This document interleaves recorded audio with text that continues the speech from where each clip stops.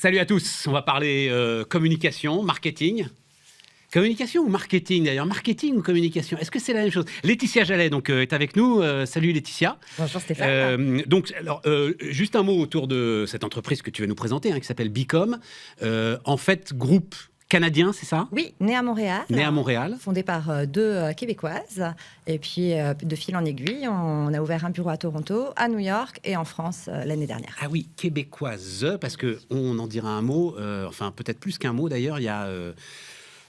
Women's Touch, Exactement. C'est touche féminine, très intéressant. Mais d'abord, marketing, communication, c'est la même chose? Eh ben, je vous dirais Marcom dans notre cas. C'est-à-dire qu'on va faire autant du marketing que de la communication. La ligne est souvent très très fine entre les deux. Mais oui. Et oui, ça arrive souvent en fait que nos clients viennent à notre rencontre pour des besoins de solutions en communication spécifique, donc que ce soit en relations publiques, en marketing d'influence, etc. Et puis on se rend compte assez rapidement qu'il y a une base de fondement en marketing pur qui pourrait éventuellement manquer. Et là, on va autant traiter le marketing que la communication. Oui, mais en fait, qu'est-ce qu'on est en train de faire là? Du marketing ou de la communication? On fait de la communication. On fait de la communication. Mais on fait du marketing pour Bicom.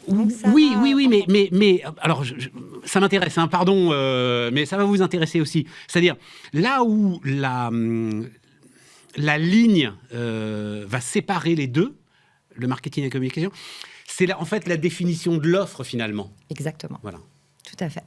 Tout à fait. Sur la communication, on reste, et c'est en ça que c'est très intéressant, sur les fondements, les valeurs, ce qui vous fait vous lever le matin, enfin l'ensemble de ce qui fait l'intérêt profond finalement du métier et de ce que vous apportez. Tout à fait. Et puis on va avoir en fait des stratégies de communication qui vont venir renforcer des objectifs marketing. Donc des objectifs qui pour une marque vont être beaucoup plus larges et qui, d'un point de vue final, va être bien sûr de générer des ventes.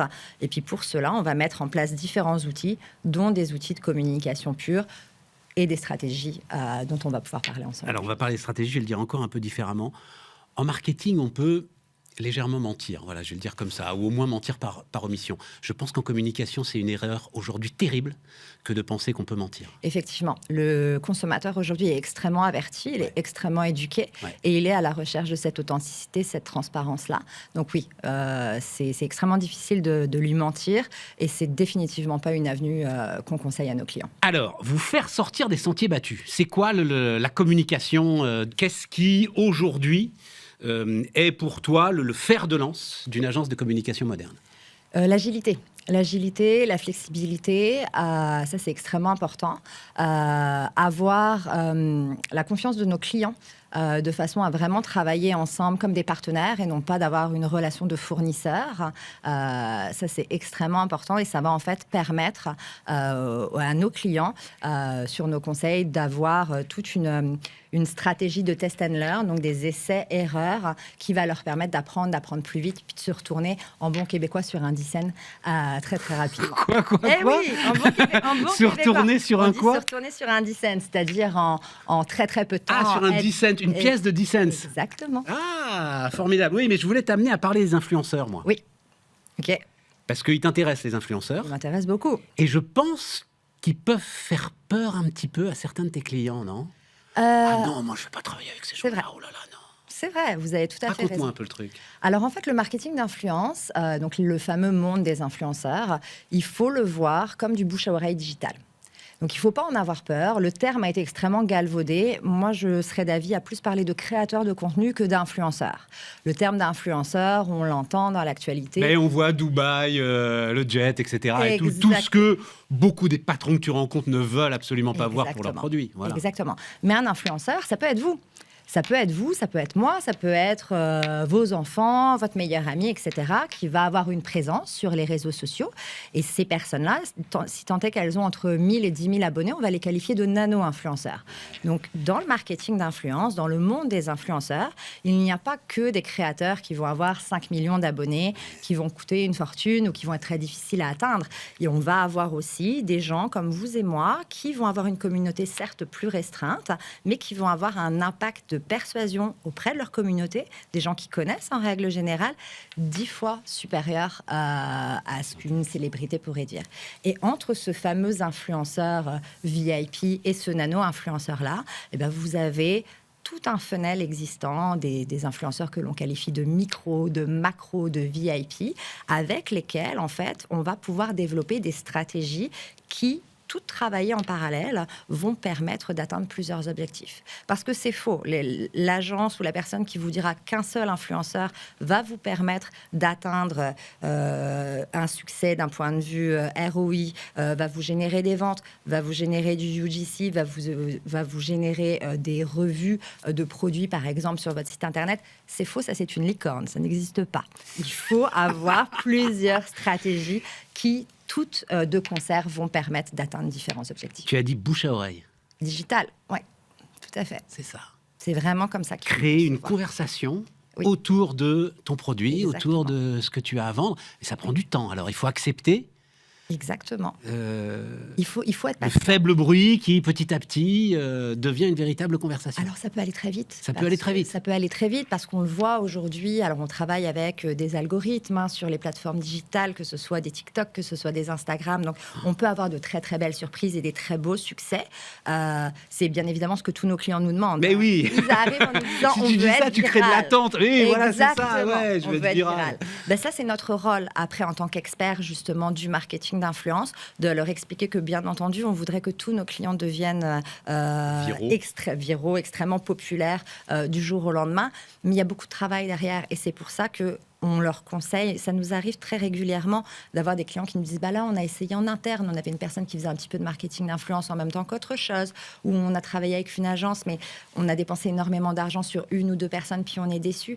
Donc c'est extrêmement important en phase préliminaire de comprendre les besoins du client et de bien savoir les aiguiller, de vraiment bien revoir leurs expectations, si je peux me permettre, leurs attentes, et de savoir les gérer et de vraiment leur expliquer les tenants et les aboutissants de chaque stratégie. Ton histoire, tu as dit aussi test and learn. Donc, Oui. OK, on essaye un truc, tac, tac, on sait. Alors, je le sais, tu le sais, hein, la communication, s'il y avait une recette, ça se saurait. Et toi et moi, nous serions milliardaires aujourd'hui.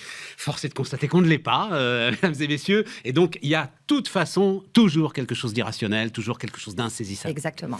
Mais ça veut dire qu'il faut que tu aies quand même des outils qui soient des outils très pointus, très réactifs, pour comprendre si ça prend ou si ça prend pas. Exactement. Donc, on a des outils, bien évidemment, qui existent. Des plateformes qui vont nous permettre, par exemple, de choisir les créateurs avec lesquels on va travailler. En fonction d'objectifs précis. Donc, beaucoup de marques aujourd'hui disent « Ah bah oui, mais là, nous, on veut travailler avec des personnes qui ont un minimum de tant de followers. » C'est pas forcément le meilleur des ça, tu nous l'as bien expliqué, ça. Ouais, ça absolument. Peut-être que c'est le taux d'engagement qu'il faut regarder encore une fois. Quel est l'objectif, dépendamment de l'objectif. Et puis, il y a combien de robots dans les followers que le mec Exactement. affiche. Voilà, c'est ça, le truc. Exactement. Ou alors même de followers passifs. Des gens qui n'interagiront jamais avec le contenu. Donc, c'est pas forcément ça à regarder. Donc, effectivement, on a des plateformes qui vont nous permettre d'aller qualifier les créateurs avec lesquels on voudrait travailler. Ensuite, je vous dirais que encore aujourd'hui, encore à l'époque de l'intelligence artificielle, etc., l'humain est extrêmement important. C'est-à-dire les professionnels de l'agence avec laquelle vous allez travailler sont extrêmement importants parce qu'ils ont les relations avec les créateurs. Et on peut encore marcher à la sensibilité, au feeling, On peut. Je le sens, ça va prendre. Oui, mais regarde les chiffres. Non, oui. touche à rien, ça va prendre. On peut. Et là encore, c'est l'humain derrière. Ouais, ah bah oui, à fond. C'est pas une plateforme qui va vous dire là potentiellement il y a des opportunités à saisir maintenant. Non, ça va vraiment être l'humain qui maîtrise son sujet à fond et qui va vraiment pouvoir pousser un créateur plus qu'un autre. Bon, l'impact des femmes alors. Chez Bicom. Ah ben oui, oui. mais visiblement vous affichez l'idée qu'une communication faite par des femmes soit différente. Alors, dans le milieu des relations publiques, des agences de communication, je vous dirais que vous êtes c'est très un milieu nombreuses. Extrêmement féminin. Ouais, c'est comme ça depuis des décennies. On n'a pas réinventé la roue sur ce point-là. Pour valoriser en fait le travail des femmes, on accorde énormément de temps à la formation en interne. Donc, nous, on mise tout sur nos talents. On n'existerait pas aujourd'hui sur nos employés. Donc, le fait de vraiment les outiller pour les rendre les meilleurs possibles, finalement, ils vont avoir une valeur ajoutée indéniable pour nos clients. Donc, par tout ce qu'on fait en interne pour nos équipes, en fait, les clients vont en bénéficier en bout de ligne. Bicom, donc, alors évidemment, c'est toujours la question, question clé très rapidement, parce qu'on est au bout de cet entretien. Agence à taille humaine, face à des géants Exactement. qui brassent Oui. Des dizaines de milliards, mais c'est cette force-là, c'est la haute couture face au prêt-à-porter, vous allez me dire. Ouais, nous, on est agile. Voilà. Ouais. On est agile et créatif. Je vous dirais qu'on n'est pas un énorme bateau à tourner. Et beaucoup de vos clients peuvent utiliser les deux, finalement. Je pense que ça pose pas de problème. On peut avoir, j'en sais rien, déjà, pas du tout, un énorme acteur qui vous soutient, peu importe, et puis exactement. Se servir de vous pour envoyer, pour tester, justement. Tout à fait. Et je vous dirais que même les grands groupes auxquels on pense et que je ne citerai pas aujourd'hui sont aussi capables de cette agilité-là et de ce fameux test and learn. Nous, parmi nos clients, on travaille avec des très grands groupes, avec des très grandes marques internationales, mais on travaille aussi avec des PME qui se lancent, qui ont envie de tester des choses et qui ont envie de nous faire confiance. Et ça n'a pas de prix. Laetitia, donc... Montréal, New York et Paris, hein, c'est ça. Et Toronto. Et Toronto. Oui. Toronto. Voilà, un petit peu de Canada au cœur de cette émission. Merci Laetitia. Merci Bicom. Stéphane.